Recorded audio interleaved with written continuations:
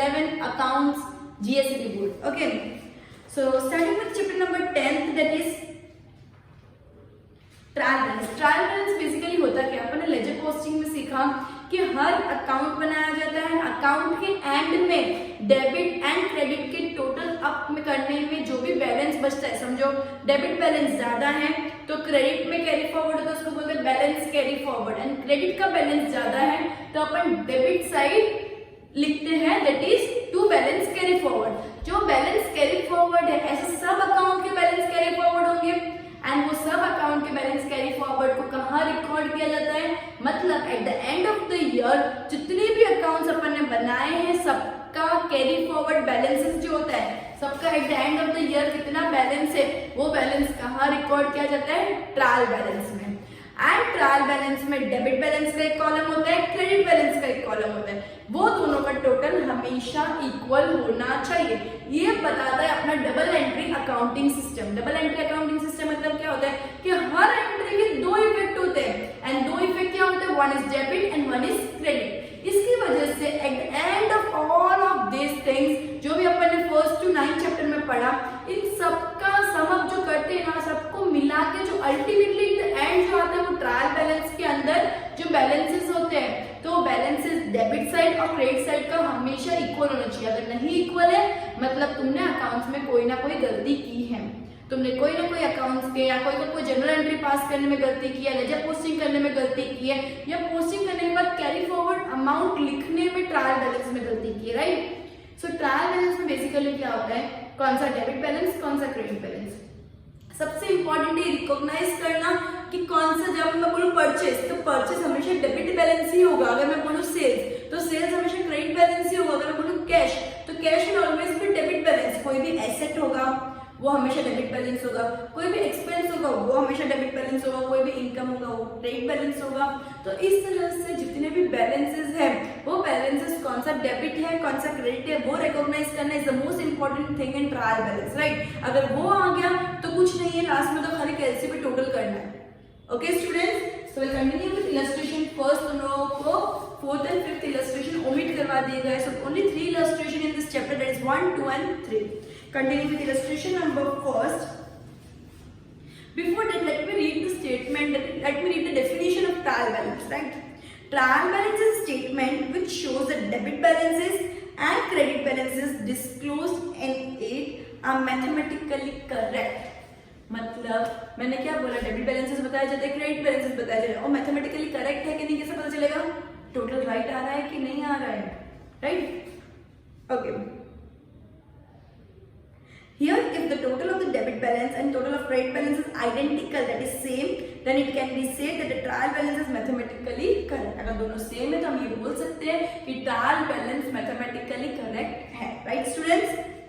Okay, characteristics क्या है कि एक स्टेटमेंट है, फिर क्या बोलते हैं, ये अकाउंट नहीं है स्टेटमेंट है. सबसे पहली बात ये अकाउंट नहीं है स्टेटमेंट है. सेकेंडली स्पेसिफिक पीरियड के लिए बनता है, most probably a year, that is a period of 12 months. हर साल में एक बार ट्रायल बैलेंस बनता है, that is at the end of the year. Okay, अब अकाउंटिंग की सबसे end of the year is not 31st December, it's 31st March. Accounting year किसको माना जाता है, 1st April to 31st March. It's not 1st Jan to 31st December. वो accounting year नहीं है, that is called a calendar year. Now accounting year is 1st April to 31st March. Mathematical accuracy of account, सब debit balance और सब credit balance का total करेंगे तो वो इक्वल होगा, तो मैथमेटिकली करेक्ट है. डबल एंट्री सिस्टम का प्रूफ है. Pre stage of final accounts. Final accounts मतलब क्या होता है, trading account, PNL account and balance sheet. ये जो चीज है ये तुमको पार्ट 2 में आएगी, जो सबसे इंपॉर्टेंट पार्ट है ऑफ अकाउंटेंसी. जो अगर तुमने कॉमर्स लिया है तो तुमको ये डबल एंट्री सिस्टम का फाइनल अकाउंट तुमको कभी नहीं छोड़ने वाला पीछा. Final account is the most important thing जो तुमको पार्ट 2 में बेसिक से शुरू होगी. 12th स्टैंडर्ड का सबसे इंपॉर्टेंट चैप्टर है एंड आगे भी ये तुम्हारा पीछा कभी नहीं छोड़ने वाली, राइट. सीए करो, सीएस करो, final account is the most important thing in the accountancy, correct. Objectives है, मेथड्स है, तुमको खुद करना है, रीड करना है और कुछ नहीं थियोरी क्वेश्चन से पूछ सकते हैं. Okay, now methods of trial balance में होता है total method. Total method that is कि तुम लोगों को सब जितने भी नाम दिए, परचेज कैश, एसेट का कोई नाम दिया है, sales, purchase return, sales return, जो भी नाम दिया वो सब साथ में लिख देना है। एंड एक डेबिट एंड एक क्रेडिट कॉलम बनाना है। समझो परचेज का डेबिट बैलेंस होता है तो परचेज का अमाउंट डेबिट साइड लिखना होता है, सेल्स का अमाउंट क्रेडिट साइड लिखना होता है। पर्टिकुलर सबका एक होता है। ये होता है टोटल मेथड, मतलब क्या अल्टीमेटली तुमको डेबिट और क्रेडिट में अमाउंट लिख के टोटल करना होता है। एक होता है बैलेंस मेथड। बैलेंस मेथड मतलब क्या होता है, जो भी अकाउंट्स होते हैं, जो भी अकाउंट्स होते हैं, just a minute, page number 256, जो भी अकाउंट होता है, debit balance amount, credit balance amount, चीज वही होती है। एक में पर्टिकुलर सब साथ में लिख के डेबिट और क्रेडिट का अमाउंट का कॉलम बना लेते हो, और एक में डेबिट के अलग अमाउंट और अलग पर्टिकुलर्स, क्रेडिट के अलग पर्टिकुलर्स, अलग अमाउंट। बेसिकली चीज एक ही होती है। जब प्रैक्टिकली करेंगे ज्यादा क्लियरिटी आएगी। सबसे इजी चैप्टर है, सबसे इंपॉर्टेंट चैप्टर, क्योंकि इसके बाद ही फाइनल अकाउंट सीख सकते हैं। एक बार ट्रायल बैलेंस का बैलेंसेस देखना आए कि डेबिट कौन सा, क्रेडिट कौन सा, तो ही फाइनल अकाउंट कर सकते हैं। ये बेस है फाइनल अकाउंट का, राइट। चलो,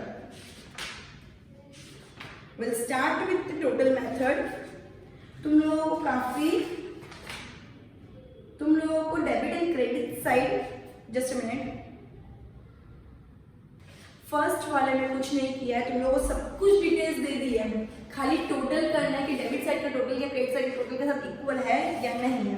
एज इट इज, कुछ भी चेंजेस नहीं है, एज इट इज पूरा का पूरा सिर्फ टोटल करना है। फर्स्ट वाले में क्या करना है, सिर्फ टोटल करना है, इसको बोलते हैं टोटल मेथड। फर्स्ट वाले में क्या करना है, सिर्फ टोटल करना है। तुमको पूरा का पूरा बैलेंस दे दिया है, तुमको डेबिट साइड का डेबिट में लिख के दे दिया, क्रेडिट साइड का क्रेडिट में, कोई मेहनत नहीं, सिर्फ कैलसी पे टोटल करना, दोनों टोटल सेम है कि नहीं वो देखना है। क्लियर? तो वो तुमको होमवर्क है, बिकॉज इधर मैं वो चीज के पीछे टाइम वेस्ट नहीं करूंगी, सिर्फ कैलसी यूज करना, that you can use by your own, right students. Will focus more on balance method, will focus more on balance method. Okay, illustration number 2।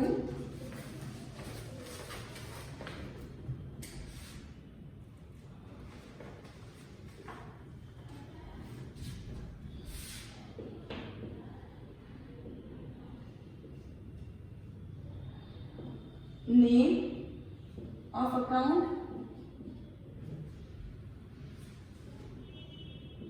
debit rupees, credit rupees. Name of the account, debit rupees, credit rupees. और इनके बीच में पतला सा आ जाएगा ledger folio number, that is LF. Clear students? This is the performer trial balance of in the as on. जैसे अपन, अच्छा तुम लोगों को फाइनल अकाउंट्स के अंदर, यूजुअली फाइनल अकाउंट्स के अंदर सिर्फ बैलेंस शीट में एज ऑन लिखते हैं एंड ट्रायल बैलेंस में एज ऑन लिखते हैं। एज ऑन का मतलब क्या होता है, ये लास्ट डे में बनाया जा रहा है। एज ऑन मतलब क्या हो रहा है, ये पूरे साल में नहीं बनाया जा रहा था, ये सिर्फ लास्ट डे में बनाया जा रहा है। इसका मतलब है as on. For the year ending मतलब पूरे साल में जो भी हुआ उसके लिए।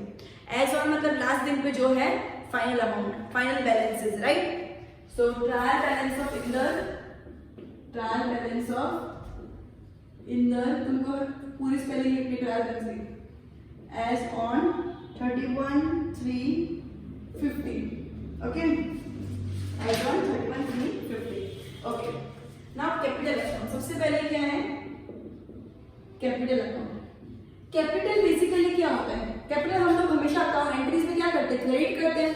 तो कैपिटल का बैलेंस किधर लिखेंगे, क्रेडिट साइड। कितना अमाउंट है, 2,10,400। देन ड्रॉइंग अकाउंट, ड्रॉइंग्स को हमेशा क्या करते हैं, डेबिट करते हैं। ड्रॉइंग्स को हमेशा क्या करते हैं, डेबिट। डेबिट साइड लिखेंगे 10,000, डेबिट साइड लिखना है। क्रेडिट साइड वही तुमको मेन रिकॉग्नाइज करना है, पूरे चैप्टर में वही मेन चीज है स्टूडेंट्स, ये चीज पर ध्यान देना। डेटर्स, डेटर्स को हमेशा क्या करते हैं, अपने सेल की एंट्री जब भी करते हैं तो समझो डेटर्स मतलब कौन, जिसको अपन सेल करते हैं, जिससे अपन को फ्यूचर डेट पे पैसे मिलने वाले हैं। तो अपनी सेल की एंट्री, समझो मीना मेरी डेटर है, तो सेल की एंट्री क्या होती है, मीना टू सेल्स, तो डेटर तो हमेशा क्या हो गया, debtors will always be debited, because debtors are considered to be the asset of the business and assets are always debited. So 43,750. Okay. Creditors, as debtors are always debited, creditors are always credited because अपने पास liability future date पे अपन को उनको पैसा देना है। मैंने जिससे purchase किया है क्रेडिट पे तो मुझे उनको फ्यूचर डेट में पैसा देना है, तो मेरे पे कर्जा बढ़ गया मतलब लायबिलिटी बढ़ गई। Liability is always credit, like asset is always debited, liability is always credited. Cash is always a debit balance 88,050। Furniture again asset is cash is also asset, right students? Furniture again asset, debited 25,000 rupees. Bank balance बोला है, overdraft या ऐसा कोई भी word नहीं use किया है तो will consider as an asset और डेबिट में लिखेंगे। अगर ओवरड्राफ्ट होता तो क्रेडिट में लिखते हैं। कितना है? 39,900। कमीशन रिसीव्ड कितना अमाउंट है? 1,500। Now commission received is an income. Receive word itself suggest that it's an income, right? Receive word itself suggest that it's an income, so commission received would be an income, so amount will be 1,500 on credit side, right students?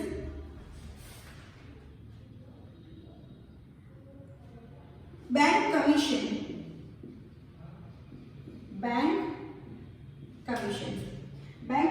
अब bank commission bank ले रही है अपन से, तो वो क्या हो गया? अपना एक्सपेंस हो गया। बैंक अपने से कमीशन ले रही है, बैंक अपने से पैसा ले रही है, तो वो अपने लिए क्या हो गया? एक्सपेंस या लॉस हो गया? एक्सपेंस हो गया basically, the expense is always debited. So bank commission 350 rupees will be debited. Okay, electricity expense again debit 6,200। wages again an expense is always debited। salary again expense debited, amount 1,500 and 5,000, right?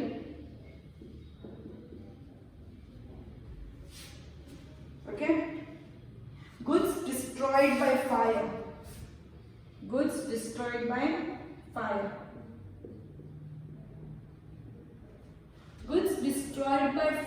is always reduced, मतलब वो minus किया जाता है। कहाँ से minus किया जाता है? परचेज में से माइनस किया जाता है। जब भी परचेज में से कोई चीज माइनस की जाती है मतलब वो क्रेडिट बैलेंस हो गई। Goods destroyed by fire, goods कोई और रीजन से जा रहे हैं, अपन क्या एंट्री करते हैं? Purchase to goods destroyed by fire, sorry goods destroyed by fire to purchase. अगर अपनी कोई भी चीज अपन क्या एंट्री क्या होती है? गुड्स अगर अपने कोई भी रीजन से गुड्स बिजनेस से बाहर जाते हैं, तो अपनी एंट्री क्या हो जाती है? Goods destroyed by fire to purchase, right? क्योंकि वो परचेज में से माइनस होता है। परचेज में से माइनस होता है मतलब वो क्रेडिट बैलेंस है। परचेज में से माइनस होता है मतलब कौन सी बैलेंस है? क्रेडिट बैलेंस है। तो कितना हो जाएगा? 15,000। गुड्स बिजनेस से बाहर गए ना अल्टीमेटली, तो गुड्स बिजनेस से कोई भी वजह से, सेल्स की वजह से जाए, डिस्ट्रॉयड बाय फायर हो, कोई भी रीजन से गुड्स जा रहे हैं तो क्या हो जाएगा? वो हमेशा क्रेडिट हो जाएगा। वो हमेशा क्या हो जाएगा? क्रेडिट हो जाएगा, राइट स्टूडेंट्स? ओके, अच्छे से गो थ्रू करो।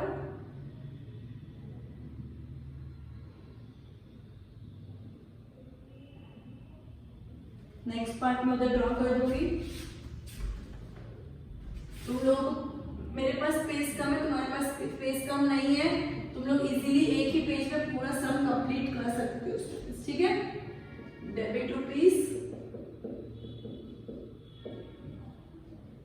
Credit rupees, LF and name of the account. Okay. So 10% government security अपन ने परचेज की है।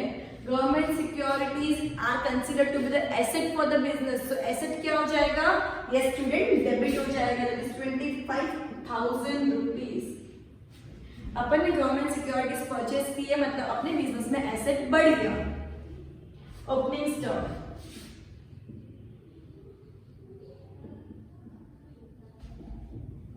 कितना आ जाएगा 75,000। ऑब्वियसली स्टॉक हमेशा डेबिट होगा because stock is considered the asset of the business, stock is always debited, right.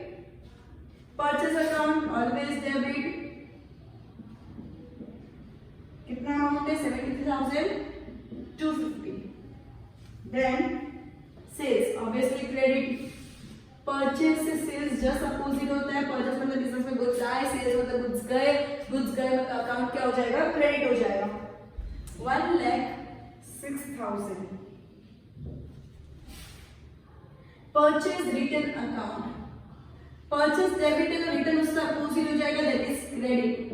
Purchase return account कितना अमाउंट आ जाएगा 9250 on credit side. Purchase return मतलब अपन ने जो गुड्स परचेज किए, अपन ने जो गुड्स परचेज किए वो वापस रिटर्न कर रहे, कोई रीजन से अगर अच्छे नहीं आया कुछ भी रीजन से तो गुड्स रिटर्न करें मतलब goods goes out, whatever goes out credit, so purchase return will be credited. Sales return account again sales will be credited but sales return always be debited, क्योंकि अपन ने किसी को सेल किया मतलब गुड्स गोज आउट क्रेडिट हो गया, लेकिन कोई और अपन को वापस रिटर्न कर रहा है अपनी बेची हुई चीज मतलब गुड्स वापस आ रहे, goods comes in debit, so sales return account will be debited, that is 6250। Just a minute students.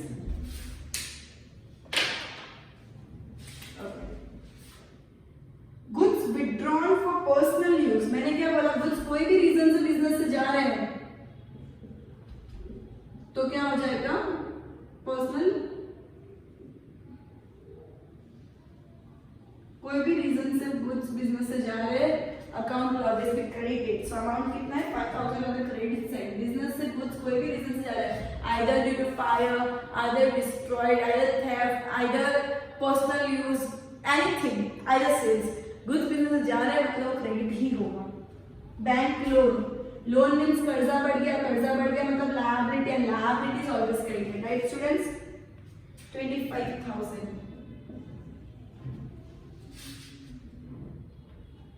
Discount allowed, discount allowed basically क्या होता है कि अपन ने किसी को बोला चल ठीक है 60 की जगह 50 रुपीज दे दे, मतलब अपन उससे कम पैसा ले रहे तो अपना नुकसान है फायदा, ऑब्वियसली नुकसान, and loss and expenses always debited, so discount allowed will always be debited, that is 5,000 rupees, and discount received will always be credited because अपन को डिस्काउंट मिला है किसी से तो अपना फायदा एंड फायदा is always credited. 1500 after which carriage is the expense, so debited कितना अमाउंट है 1000।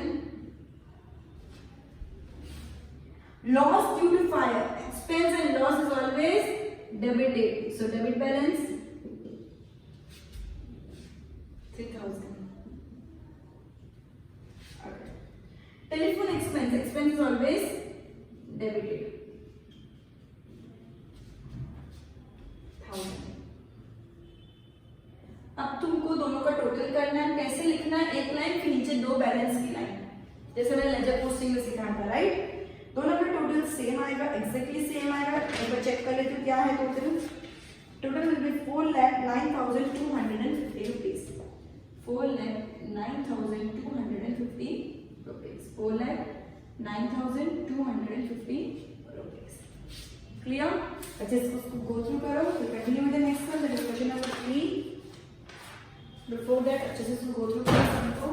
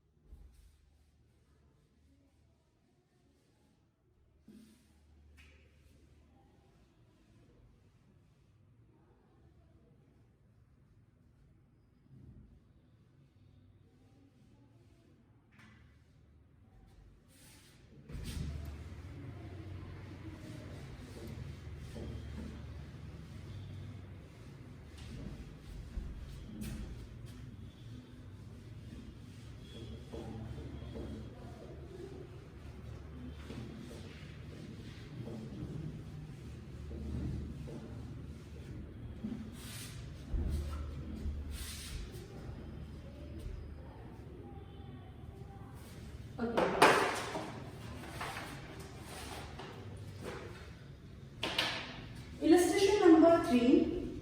The following balances are extended from the books of Shri Amit on 31/3/2016.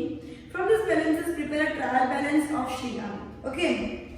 So trial balance of Shri Amit as on 31/3/2016.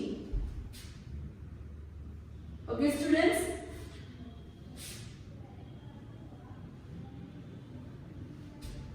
Okay, एक करने तो दूसरा comparatively easy हो जाएगा. Let's start with the same.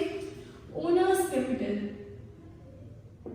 Owner's capital. This capital again. Capital is always credited. 48,000. Capital balance हमेशा credit होता है. That is 48,000 rupees on credit side. Bank balance. Bank balance मैंने क्या बोला, जब तक ओवरड्राफ्ट या कुछ मेंशन नहीं किया हुआ होगा तो उसे डेबिट बैलेंस माना जाएगा. So the amount 14,000 will be on the debit side. Next, traveling expense. Expense is always debited, students, right? 480 rupees.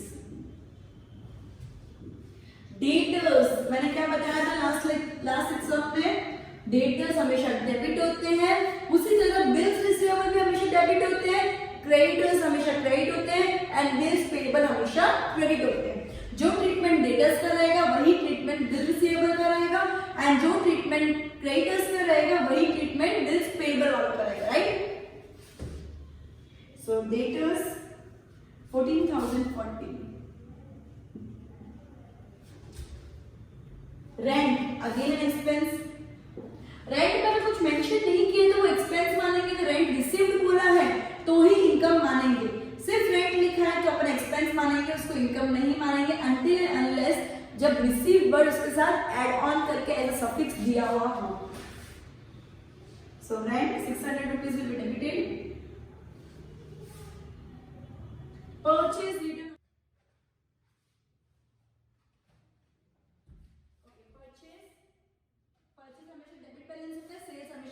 Credit balance होता है. सो परचेज का अमाउंट कितना है? So it's purchase return account. तो परचेज रिटर्न हमेशा purchase से उल्टा, that is credit balance. तो कितना अमाउंट आएगा? 1400 on the credit side, right students?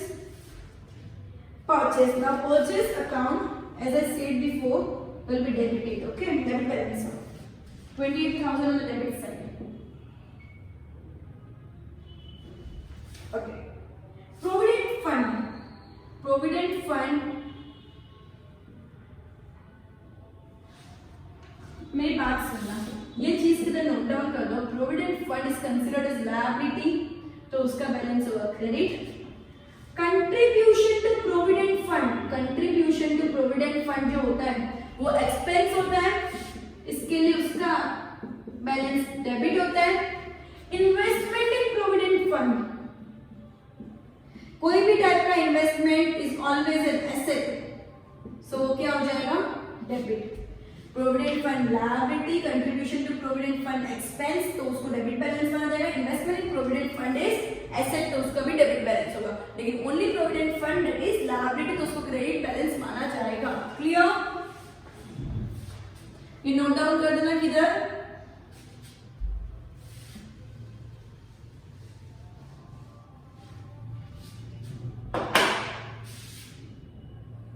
Okay, so provident fund, as I said, it's liability.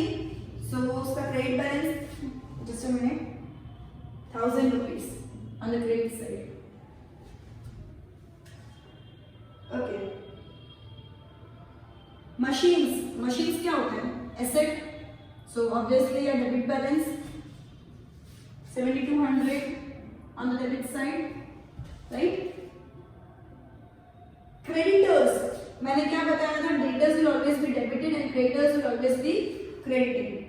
So creditors का balance amount कितना? 8,640 on the credit side. Stationery expense. Expense हमेशा debit balance होता है. That is 200 rupees on the debit side.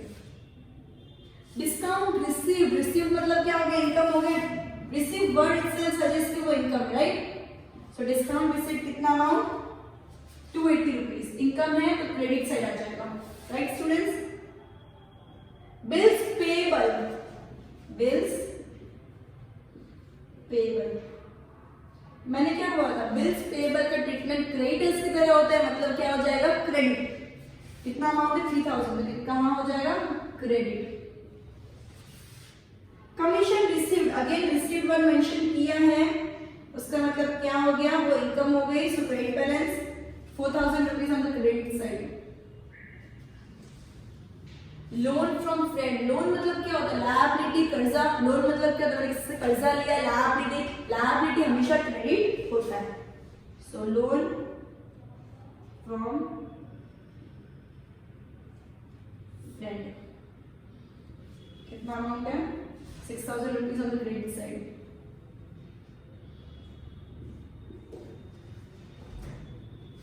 Okay next, drawings. Drawings हमेशा क्या होता है, जैसे कैपिटल हमेशा क्रेडिट होते हैं, वैसे ड्राइंग्स हमेशा डेबिट होते हैं। 2000 rupees on the debit side. Cash balance, cash का balance is always debit balance. कितना अमाउंट है, 4800। Okay, salary, expense will always be debited, expense हमेशा क्या होता है, डेबिट बैलेंस होता है, 800 rupees. Interest receive, income with receive word itself suggest क्या है, वो इनकम है, इनकम हमेशा किधर चला जाएगा, क्रेडिट साइड जाएगा। तो इंटरेस्ट रिसीव कितना, 200 rupees on the credit side. Sales return account, जब मैं बोल रही हूँ सेल्स रिटर्न अकाउंट, तुमको माइंड में इमेज आने क्या होगा, डेबिट होगा, क्रेडिट होगा, फटाफट बोलते मैम बोले इससे पहले। इससे क्या होगा, तुम अपने आप को चेक कर सकते हो तुमको कितना आ रहा है। सो सेल्स रिटर्न अकाउंट तो डेबिट साइड आएगा ऑब्वियसली, सेल्स से उल्टा 2200 on the debit side. Sales account हमेशा credit, credit and credit. Goods कोई भी रीजन से जा रहा है बिजनेस में, so credit, 6800 on the credit side. Sorry, अच्छा नो, प्रोविडेंट फंड कंट्रीब्यूशन, अभी मैंने समझाया कि कंट्रीब्यूशन टू प्रोविडेंट फंड या प्रोविडेंट फंड कंट्रीब्यूशन हमेशा क्या होगा, एक्सपेंस होगा, इसके लिए उसका बैलेंस डेबिट होगा। सो डेबिट में क्या लिखेंगे, 320 rupees. Next, loan borrowed, loan मतलब कर्जा, किसी से भी लिया हो कर्जा, वो हमेशा लायबिलिटी माना जाता है, वो हमेशा क्रेडिट ही होता है। सो लोन बोरोड क्या हो जाएगा, 9200 on the credit side. Dear students, stock of goods, stock of goods, किसी का भी स्टॉक हमेशा डेबिट बैलेंस क्रिएट करता है। सो स्टॉक ऑफ गुड्स क्या हो जाएगा, just a minute, 34,000 debit balance, ठीक है। Now advertisement expense, expense itself suggest कि उसका बैलेंस कौन सा होगा, डेबिट बैलेंस होगा, कौन सा होगा, debit balance, 480 rupees, right. Furniture again an asset, asset हमेशा क्या होता है, डेबिट। सो फर्नीचर अकाउंट का बैलेंस क्या होगा, debit balance, 9800 rupees. Discount allowed, मैंने प्रीवियस सम में बताया था कि डिस्काउंट अलाउड हमेशा क्या माना जाता है, एक्सपेंस माना जाता है। और क्यों माना जाता है, एक्सपेंस है, लॉस माना जाता है, क्यों माना जाता है वो भी समझाया था। सो उसका डेबिट बैलेंस होगा 400 रुपीज। बिल्स रिसीवेबल, मैंने क्या बोला था थोड़ी देर पहले, बिल्स रिसीवेबल डेटर्स जैसा माना जाता है, मतलब डेबिट। बिल्स रिसीवेबल का treatment same as it is debtors जैसा रहता है, इट इज डेबिट। कितना अमाउंट है, 6000 रुपीज।